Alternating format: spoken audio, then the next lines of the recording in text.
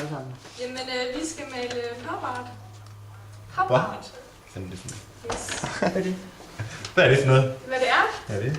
Kender de der Monroe-billeder? Det er sådan noget, der er delt op i 4. Og så er der meget stærke farver, punkfarver.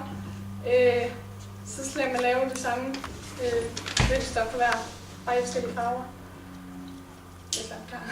Ligesom det, der hænger op på gangen. Ja, det er det, der hænger på gangen. Okay. Det skal bare lade flere af, så skal vi udsmide ting på gangen. Next question. Det er spørgsmål. Hvilke tanker havde I, da I valgte dette? Den er ikke så meget på. Altså, det er sådan... Jeg kom først ind i gruppen senere, så I må svare. Okay, altså... så jeg valgte det kun, fordi jeg ikke havde de andre ting. Godt svar. Men, det var ikke. Ja. Hvad får I inspiration fra? Fra nettet. Ja. Og det er Jørgen, han har vist os. Okay. Hvad vil I opnå i løbet af dagen eller ugen? Med en masse ting. Flot resultat. Ja. Det vil jeg håbe.